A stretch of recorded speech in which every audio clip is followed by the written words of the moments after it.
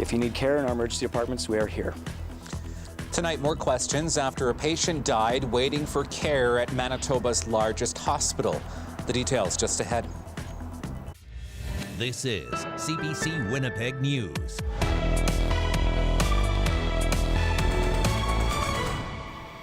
Thank you for joining us. Healthcare again dominated debate at the Manitoba legislature today as people describe the care they received in our healthcare system as substandard. CBC's Bartley Kivas reports. For the second straight day, Manitoba's premier was on the hot seat over the emergency ward death at Health Sciences Centre. But NDP leader Wab Kinew wasn't done hammering the PCs over health care. He brought Marilyn Zachariah to the ledge to describe how her elderly mother was treated at Winnipeg's Victoria Hospital. Her mother Philomena went into the hospital in November for heart and kidney failure. After 2 weeks, the hospital wanted to discharge her, and Marilyn agreed to take her mother home. We said, okay, we'll go home, we'll use the home care, we'll do our best, we'll trust the system. We lasted 6 weeks at home. Her mother went back to Victoria in January. After a month, the hospital once again wanted to discharge her. This time, Marilyn said she pleaded with the patient care coordinator for more time. The response was, well, if you don't give us an address, we will discharge her to the Main Street Project. My 83-year-old mother, who is sitting in a hospital bed, is going to be taken to the Main Street Project instead of being given the care that she so clearly needs. After Marilyn pleaded for more time, her mother was moved from a private room to a 4-patient room where she became the 5th bed. Marilyn gave up and took her mother home. She lasted 4 days there and is now in palliative care at Riverview Hospital. The Premier says she's looking into this case. The Health Minister has been asked for comment. Okay. Meanwhile, Liberal leader Dougald Lamont brought a dentist, Jeff Bessler, to the legislature. He said he got a letter in the fall telling him his MRI appointment was only weeks away.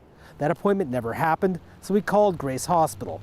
The person that I spoke to informed me that the 2 MRI booking clerks are not in today, and some people are waiting over a year for an MRI. Manitoba's health minister says the province is whittling away at its backlog of diagnostic procedures. When asked why MRI waits are getting longer, she said staffing shortages are to blame. Bartley Kivas, CBC News, Winnipeg. Meantime, hospital officials say a death in the ER of the city's largest hospital is under investigation because the patient died in a hallway. HSC's Dr. Sean Young says the patient arrived by ambulance late on Monday night. An hour after the patient was triaged, their condition worsened and they died shortly after. Young says there were a lot of ER patients waiting for a bed that night. Health Science Centre, like I said, is a very special place. We save lives every day. We cure cancer every day. We do complex surgeries every day. The system is here for you. However, having said that, we are still struggling with staffing throughout the site, which is really impairing our ability to get admitted patients into the facility. The death is being investigated as a potential critical incident. Young says he can't release more details because of patient confidentiality rules. Prime Minister Justin Trudeau is in Winnipeg. The PM spoke to a room of supporters at a Liberal fundraising event tonight. That event comes as the Liberals try to rally support ahead of a looming by-election to fill the seat that was left vacant by the late Jim Carr. Trudeau did not take questions from the media tonight, but he did foreshadow an announcement on childcare that is coming tomorrow morning. The Prime Minister will also be on CBC Radio tomorrow morning. Information radio host Marcy Marcusa will interview Trudeau at 8:10 tomorrow morning. You can listen to that on CBC Radio 189.3 FM or 990 AM if you're in Winnipeg or anywhere on the CBC Listen app. Mayor Scott Gillingham revealed more today about his plan to make Winnipeg transit buses safer. In his first State of the City address, the mayor detailed a plan to hire peace officers to begin patrolling buses. CBC's Cameron McLean reports. Mayor Scott Gillingham. Gillingham opened his inaugural State of the City address by handing the podium over to Poet Laureate Chim Undi. Looking fearlessly into its flaws and renaming them lessons in forgiveness, in growth, in relentless hope. That line formed the theme of Gillingham's speech, which focused on some of the major challenges facing the city. Problems like homelessness and downtown safety. So, social housing or enforcement? Well, my reply is simple. We need to do both. On the issue of enforcement, Gillingham announced more details about his plan to create a transit security team. Our goal is to hire and train 24 peace officers this year to begin patrolling our buses and our bus stops as soon as possible. The audience of 1,000 people included many of the city's business leaders. Gillingham promised a new plan to improve the city's downtown, compiling recommendations from more than 80 reports published over the last 2 decades. The State of the City speech is the mayor's chance to tout their accomplishments, but with only 4 months in office, Gillingham focused more on what's ahead.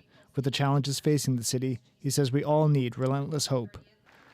Cameron McLean, CBC News, Winnipeg. The fate of a beloved Brandon Community Centre could soon be decided. The future of the Park Community Centre has been a hot-button issue in the city. It needs major upgrades or a new building, which could come at a cost of more than $1 million. Brandon City Council could decide what happens with the building on Monday. These people will be in the same boat as a lot of other residents around here. Transportation, stuff like that hinders them, money.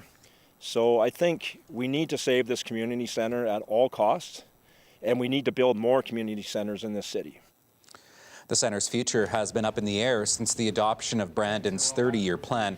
It calls for more green spaces and fewer community centers. A Winnipeg basketball star is coming home. The Canadian Elite Basketball League's newest team, the Winnipeg Sea Bears, have signed their first player, and he is a local. Chad Posthumus grew up in Winnipeg. The 6'11" forward played for the River East Collegiate Kodiaks. I say finally all the time, but it's been 5 years in the making, and it's really special.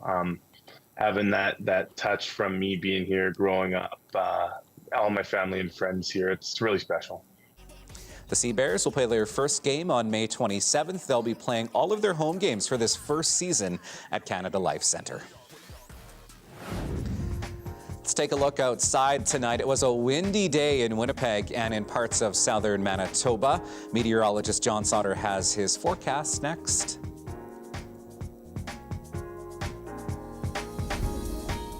This weather update is brought to you by Capital Ford Lincoln.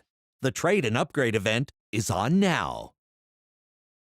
It has been a windy day here in southern Manitoba. Those winds do quiet down just a little bit overnight tonight. In the north, I'm expecting some snow to the tune of about 2 to maybe even 4 centimeters in some areas by this time tomorrow. So there you see Friday afternoon.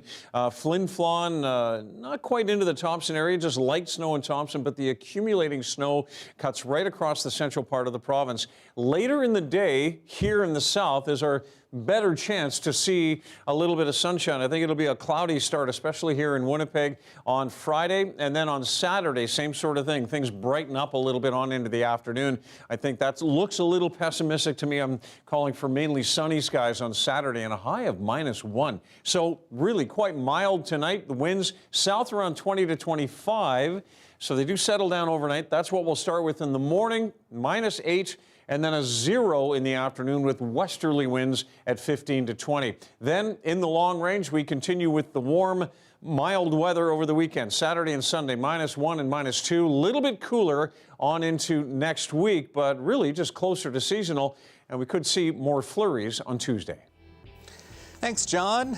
That's your late news for this Thursday. Thank you for being with us tonight. We'll see you tomorrow. Good night.